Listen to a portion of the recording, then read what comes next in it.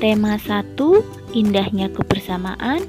Subtema 2, kebersamaan dalam keberagaman. Pembelajaran 3. Materi pembelajaran Bahasa Indonesia. Siswa dapat menentukan gagasan pokok dan gagasan pendukung pada bacaan. PPKN. Siswa dapat mengetahui tentang pengertian dan manfaat kerjasama dalam keberagaman. IPS. Siswa dapat mempelajari keberagaman sosial, ekonomi, budaya, etnis, dan agama di lingkungan sekitar.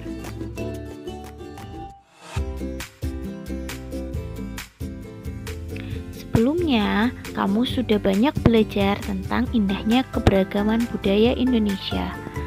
Sekarang, kamu akan belajar tentang menjalin kebersamaan dalam keberagaman agama. Amatilah gambar di bawah ini. Pernahkah kamu melakukan kegiatan pada gambar di samping? Pasti pernah ya. Gambar di samping adalah gambar warga sedang melakukan kerja bakti. Ada yang menyapu, memungut sampah, memindahkan tanaman, membersihkan selokan, dan lain-lain. Walaupun mereka berbeda agama, suku, dan budaya, mereka melakukan kegiatan kerja bakti secara bersama-sama. Dengan kebersamaan, kita akan menjadi kuat. Rasa ikatan persaudaraan dan persatuan akan terbina.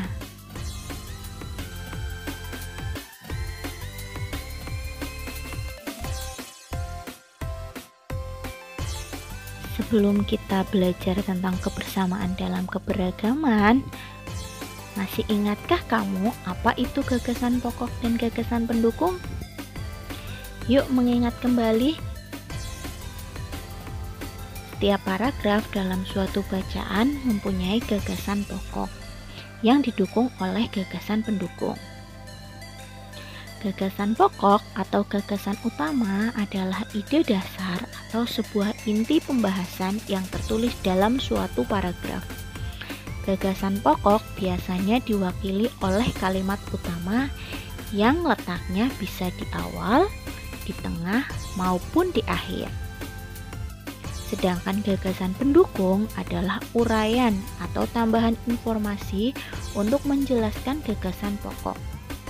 Gagasan pendukung biasanya dinyatakan lebih dari satu kalimat. Yuk, sekarang kita mencari gagasan pokok dan gagasan pendukung pada teks tentang kebersamaan dalam keberagaman.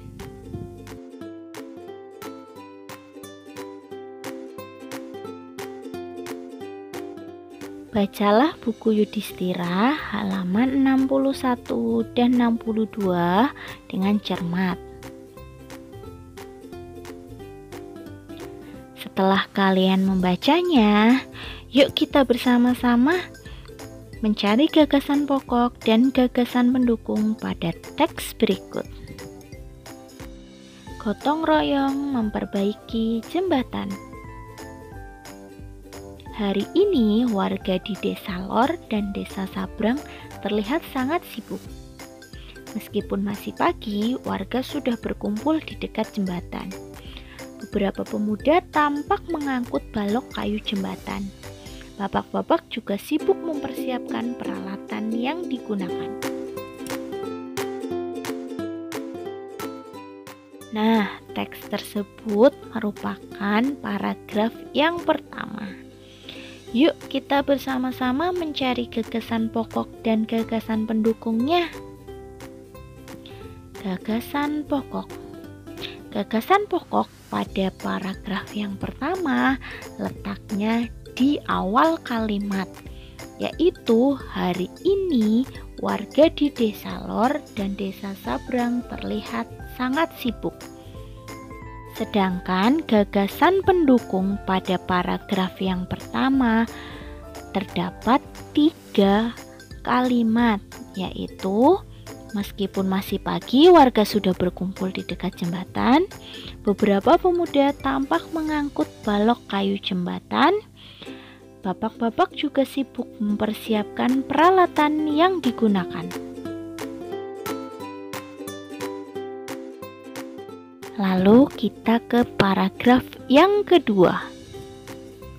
3 hari yang lalu, jembatan kayu yang menghubungkan Desa Lor dan Desa Sabrang ambruk karena hantaman air sungai yang meluap.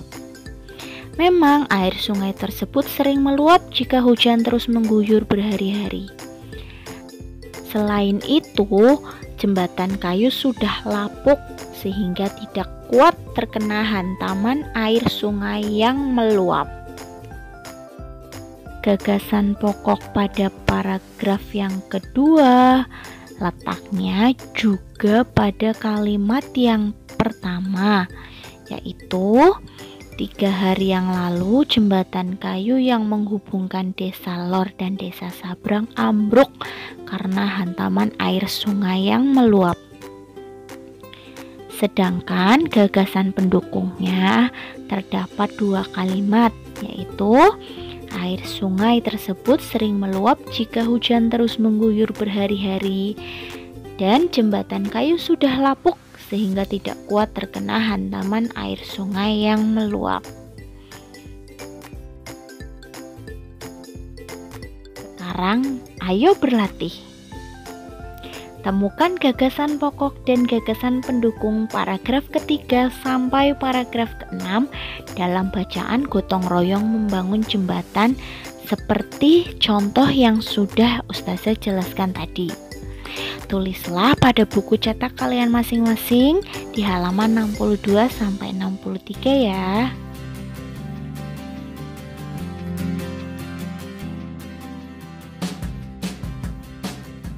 Kegiatan yang dilakukan oleh warga Desa Lor dan Desa Sabrang merupakan contoh kerjasama. Meskipun latar belakang dan keyakinan mereka berbeda-beda, tetapi mereka melakukan kerjasama untuk mencapai tujuan bersama, yaitu membangun jembatan yang ambruk. Sekarang, tahukah kamu apa itu kerjasama? Kerjasama adalah sebuah usaha yang dilakukan oleh beberapa orang atau kelompok untuk mencapai tujuan bersama. Kegiatan kerjasama dapat dilakukan di mana saja, seperti di lingkungan sekolah, di lingkungan keluarga, dan di lingkungan masyarakat. Kira-kira seperti apa ya bentuk kerjasama? Yuk kita cari tahu. Bentuk-bentuk kerjasama di lingkungan sekolah. Yang pertama, piket kelas. Kedua, kerja kelompok. Yang ketiga, menjadi petugas upacara bendera.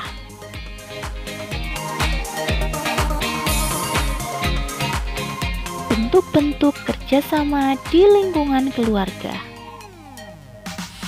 Yang pertama, membersihkan rumah. Yang kedua, membantu ibu di dapur. Yang ketiga, merapikan tempat tidur. Bentuk-bentuk kerjasama di lingkungan masyarakat. Yang pertama, ronda. Yang kedua, kerja bakti membersihkan lingkungan. Yang ketiga, gotong royong membangun masjid. Yang keempat, membantu korban bencana alam.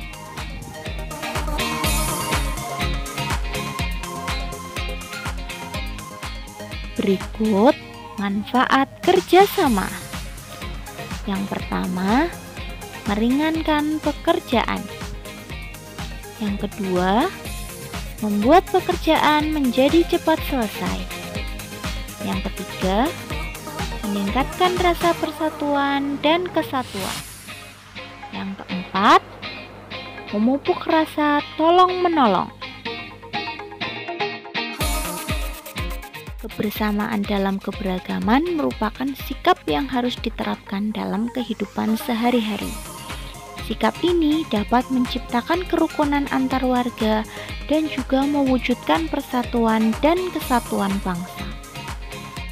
Selain itu, kita juga harus memperhatikan sikap-sikap yang harus kita hindari dalam bekerja sama, yaitu mementingkan kepentingan pribadi atau kepentingan individu, tidak menghargai pendapat orang lain, memaksakan kehendak orang lain, bersikap acuh tak acuh terhadap orang lain, bersikap egois, saling menyalahkan satu sama lain.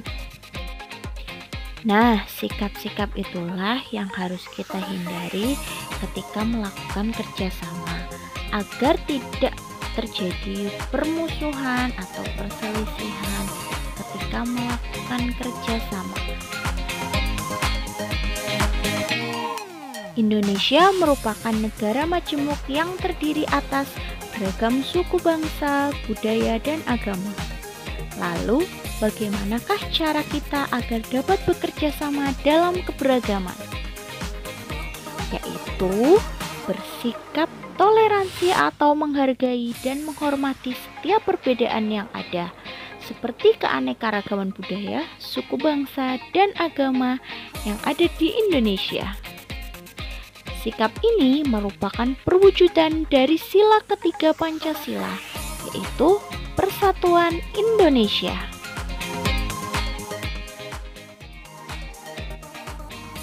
Sekarang kerjakanlah buku Yudhistira halaman 64.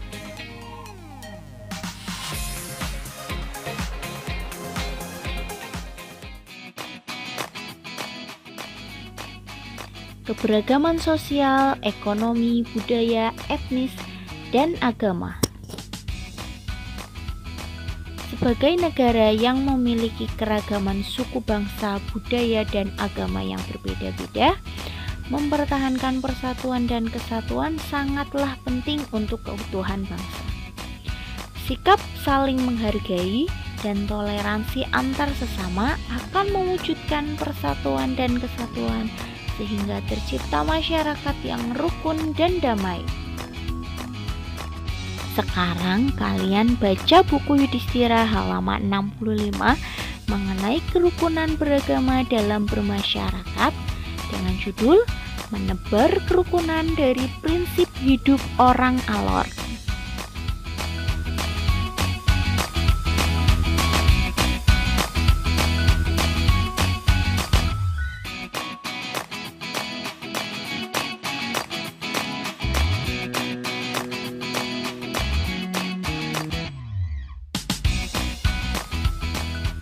Kalian membaca teks dengan judul Menebar Kerukunan dari Prinsip Hidup Orang Alor.